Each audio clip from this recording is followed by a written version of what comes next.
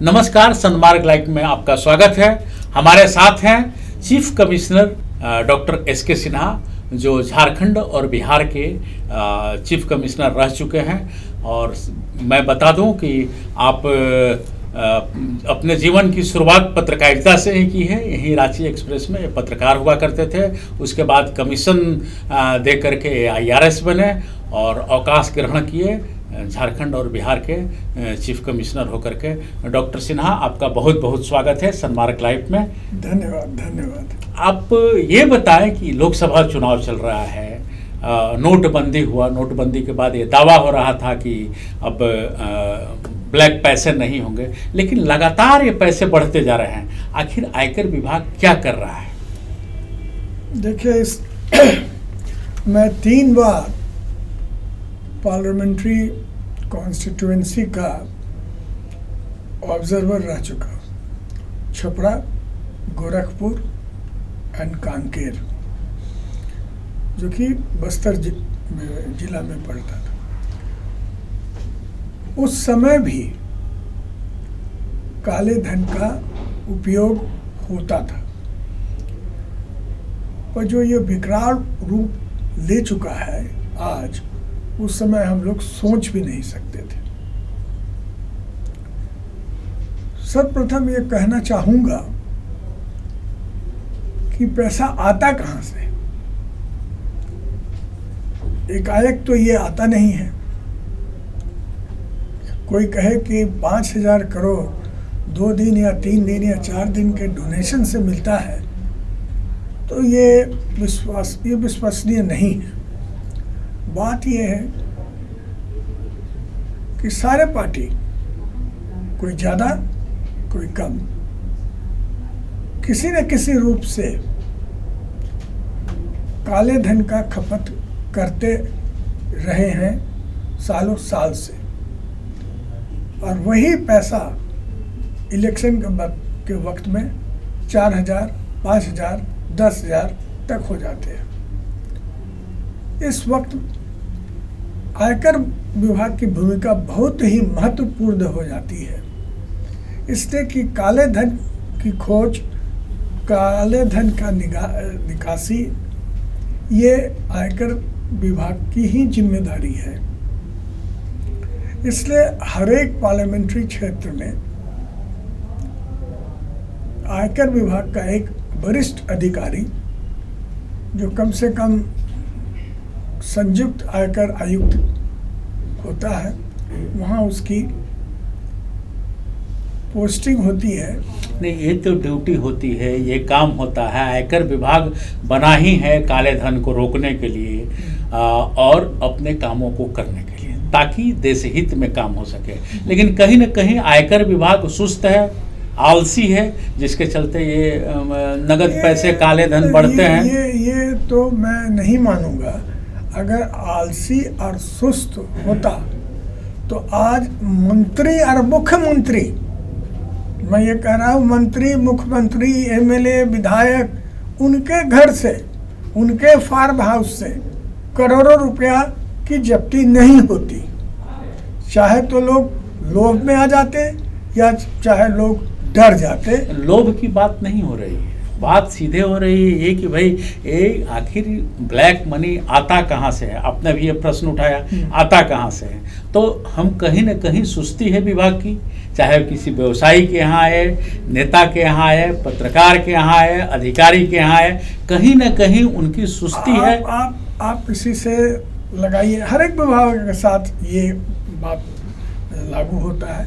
Income tax department, आयकर विभाग में पूरे बिहार एंड झारखंड में एक चीफ कमिश्नर है एडमिनिस्ट्रेशन। आप उससे उम्मीद करते हैं क्या कि वो हर एक घर पे ये ध्यान रखे कि वहाँ, तो मतलब कि आयकर विभाग में अधिकारियों कर्मचारियों की कमी है, भारी कमी है, भारी कमी है। बहुत सारे ऐसे पद हैं जो अभी रिक्त हैं, जिनको भरना बहुत आवश्यक है, भरे जा रहे हैं। ये बात नहीं, और आपको ये जानकर खुशी भी होगी और ये कि अभी आयकर के अधिकारी ही CVC हैं, सेंट्रल विजिलेंस कमिश्नर, वो आयकर के अधिकारी हैं। जो ED है, इन्फोर्समेंट डायरेक्टरेट, उसका डायरेक्टर भी IRS ही है, आयकर का ही है। इसलिए आयकर को बहुत महत्व दे रही है ये वर्तमान सरकार। सब कुछ होने के बावजूद हर एक घर में वो कोई पहुंच नहीं सकता है। और ये मान के चलिए कि आयकर विभाग इन्फॉर्मर बेस्ड एक्शन लेती है। ऐसा हमारा ये एक्सपीरियंस हुआ है कि घर की बहू अपने ससुर के बारे में आकर आयकर को खबर देती है कि यहाँ पैसा है, यहाँ ज्वेलरी है और हम लोग कार्य करते हैं। और जहाँ तक इलेक्शन की बात है तो मान लीजिए कोई एक्स बिजनेसमैन है, वो एक पार्टी को देता है और उसका विरोधी पार्टी है उसको भी देता है। ये नहीं कि वो जानता नहीं है कि कौन पार्टी आयकर विभाग के अंडर में ही आते हैं व्यवसायी भी, उनसे अलग है नहीं। और जिस ढंग से ब्लैक मनी बढ़ रही है, पैसे बढ़ रहे हैं, चाहे नेताओं के चाहे अधिकारियों के, तो आयकर विभाग इसको चाहे तो नकेल दे सकता है। क्योंकि नोटबंदी से ये क्लियर हो चुका था। आयकर विभाग के अधिकारियों से भी हमारी बातचीत हुई थी, उन लोगों ने भी कहा था कि इससे राहत मिलेगा। लेकिन जिस पैमाने पर चुनाव में नोट पकड़े जा रहे हैं, इससे थोड़ी सी कौन पकड़ रहा है? नहीं, ठीक है, आयकर विभाग अभी ही क्यों, ये अगर वो सुस्त होता तो नहीं पकड़, ये अगर चुस्ती थोड़ी पहले रहे तो ये नोट ब्लैक मनी आए ही नहीं। मैं इस बात से एकदम सहमत हूँ। मेरी सहमति है कि आयकर विभाग को जितना सुस्त दुरुस्त होना चाहिए उतना नहीं है। उसका एकमात्र कारण ये है कि इसका इंफ्रास्ट्रक्चर, इसके क्या है कि ये डिपार्टमेंट इंस्पेक्टर के लेवल पे काम करता है।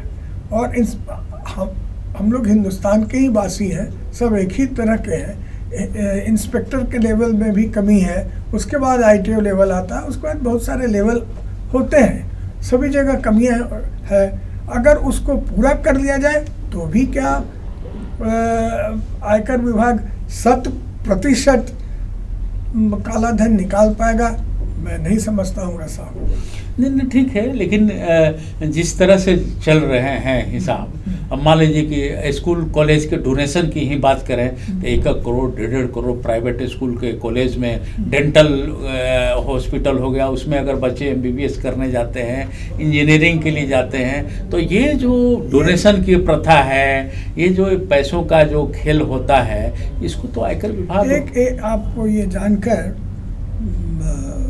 आश्चर्य होगा कि आयकर विभाग आज से नहीं करीबन 40-50 साल से डोनेशन कौन कौन दे रहा है किस कॉलेज में। मेरा नाम तो नहीं लेना चाहता, मैंने खुद पकड़ा है कितना डोनेशन दे करके आपका बेटा कैसे वहाँ एडमिशन कर रहा है जबकि आप है क्लर्क। एक बात मैं और बताना चाहूँगा, क्या मामला है नहीं बता सकते हैं, लेकिन डॉक्टर साहब आप ये RK अग्रवाल का एक पैसा पकड़ाया था, तो अपने आयकर विभाग में उतने मजबूत वकील नहीं रहे, जिसके चलते मैंने कई लोग, मैं किसी एक को चिन्हित नहीं करूँगा, कई लोग छूट जाते भी हैं। वो तरह तरह के पेपर्स बन जाते हैं, तरह तरह के चीज़ों का इंतजाम हो जाता है और उनको पनिशमेंट नहीं दिया जा सकता। आंकड़ों का के बारे में बात करें तो आप पिछले आंकड़ों को देखें और आज के आंकड़ों को देखें तो आपको ये मालूम होगा, प्राइमा फेसी ये मालूम होगा कि प्रोसिक्यूशन पेनल्टी आज ज़्यादा लग रहे हैं, पहले से ज़्यादा लोग पकड़े जा रहे हैं, पहले से ज़्यादा लोग जेल जा रहे हैं।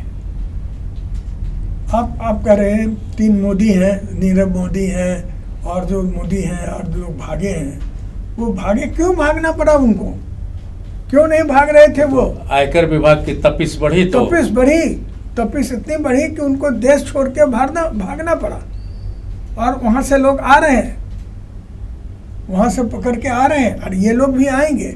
इसलिए आयकर विभाग, मैं नहीं कहता हूँ 100% जो काम करना था वो कर रही है, पर पहले के मुकाबले नहीं, बहुत तो अभी तो जागरूक हो पहले चुके हैं। कंप्यूटराइज नहीं था। हाँ। वो काम आपका चलता था यूं ही कागज पर चलता था, लोगों को जानकारियां नहीं थी, बहुत सारे चीज़ थे। अब तो चैम्बर ऑफ कॉमर्स के साथ भी आप लोग फ्रेंडली खेलते हैं, जनता के साथ भी फ्रेंडली फ्रेंडली खेल रहे खेलते हैं। हैं, हाँ। तो थोड़ी जनता जागरूक अब- भी हुई है अब- कि देश के लिए हमको कुछ पैसा देना है। अब देखिए, मैं आपको बता रहा हूँ, सुनिए इस बात को।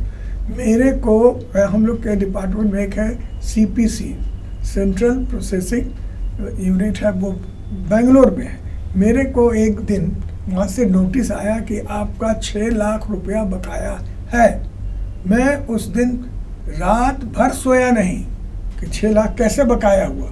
तो वो बैंक की गलती थी, जो मैं बैंक का TDS होता था, जो कटता था, वो उसको अपलोड करके वहाँ भेजते नहीं थे।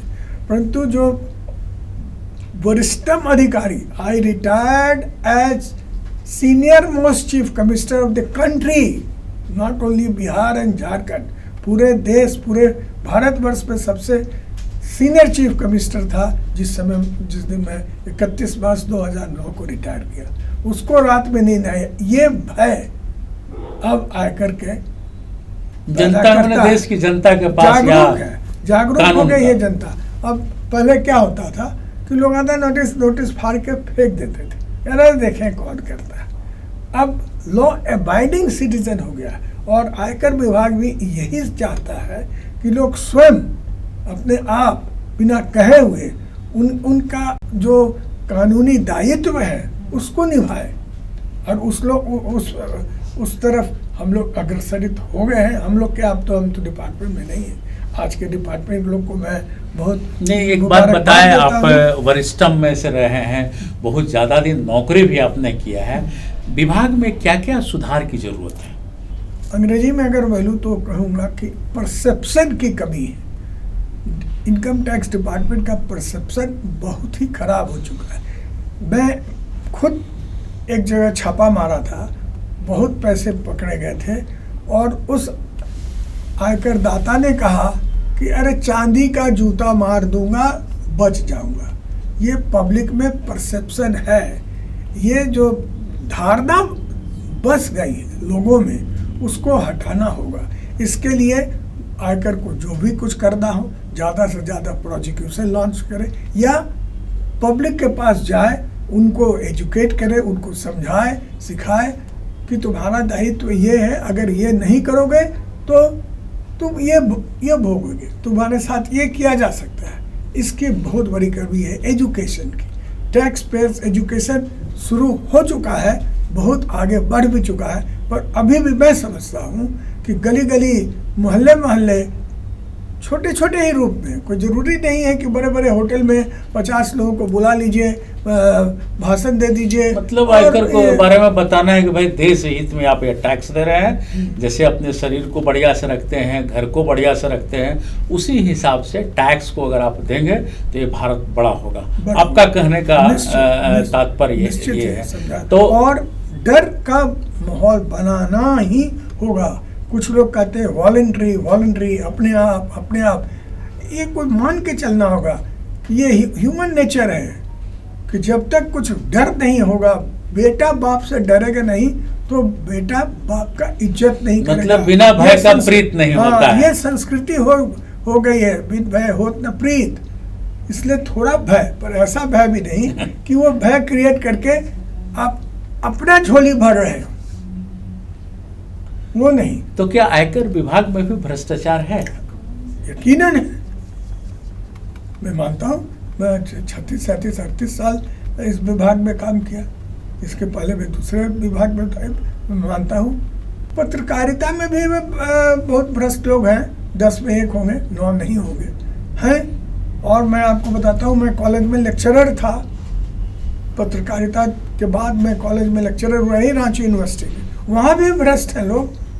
नहीं, ये तो चाहे प्रोफेसर भ्रष्ट हो, डॉक्टर भ्रष्ट हो या व्यवसायी भ्रष्ट हो, इन सब भ्रष्ट लोगों को नकेल देने का काम आयकर विभाग का ही है। जी हाँ, सीधी बात है कि आयकर विभाग का ही है। तो यहाँ जब सुस्ती रहेगी तब ये यहाँ की ढील से ही ये आगे बढ़ते हैं। तो यहाँ टाइट और कैसे, क्या इसके कानून में सुधार की जरूरत है, अधिकारी में वृद्धि करने की जरूरत है, या फिर अच्छे वकील रखने की जरूरत है? क्योंकि आपके विभाग में अच्छे वकील भी नहीं हैं जो लड़ाई लड़ सके, क्योंकि महंगे वकील हो जाते हैं जो क्लाइंट होता है उसका, और आपके विभाग में जो वकील होते हैं वो थोड़े कमजोर हो जाते हैं। जैसा आप बस में चल रहे हो और 100 रुपया किसी ने आपका पिक पॉकेट कर लिया तो उसको जनता पीटती है और वो जेल जाता है। और वही वाइट कॉलर्ड है, सफ़ेद कमीज पहन लेता है, 100 करोड़ रुपया चोरी करता है, उसको तुरंत आप जेल नहीं भेजते हैं। बड़ी कानूनी लड़ाई चलती है, पकड़ो, यहाँ तुम्हारे घर से इतना निकला है, नहीं बता रहे, सीधे जाओ जेल। अच्छा, तो आप आयकर विभाग से रिटायर कर गए, आयकर विभाग की ओर से या देश की ओर से आयकर दाताओं को या जनता को क्या संदेश देना चाहते हैं सन्मार्ग लाइव के माध्यम से? पहली बात तो ये है कि आयकर विभाग में जाने से आप परहेज न करें। आयकर विभाग अब वो आयकर विभाग नहीं है जो केवल दोहन का काम करती थी।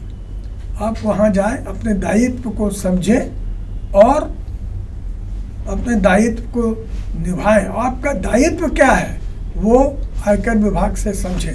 परंतु इसी बीच बिचौलिए आ जाते हैं। बिचौलिए कौन होते हैं आप लोग सभी जानते हैं, समझे। मैं स्पेसिफिकली किसी का नाम नहीं लेना चाहता। अगर उनका 1000 रुपया आयकर देना है, आयकर दे है, तो उसको वो 10,000 करोड़ 10,000 बोलते हैं और आपसे कहते हैं मैं उसको 5,000 रुपये में तुमको ठीक कर दूंगा, कम करवा दूंगा। आपसे 5,000 रुपया ले लेते हैं, कह कि आप आयकर विभाग में जाना नहीं चाहते, चाहे तो समझते हैं शर्म लगेगा या क्या, किस कारण, क्या मानसिकता है मैं नहीं जानता हूँ।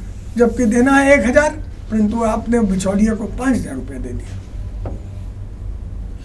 तो सही कहा डॉक्टर एसके सिन्हा ने, हमें जागरूक होने की ज़रूरत है और आयकर विभाग जाने की भी ज़रूरत है और अपने दायित्व को समझना है। क्योंकि टैक्स हम देते हैं देश के लिए, अपने समाज के लिए, अपने राज्य के लिए, अपनी जनता के लिए, अपने भाई के लिए, अपने बहन के लिए।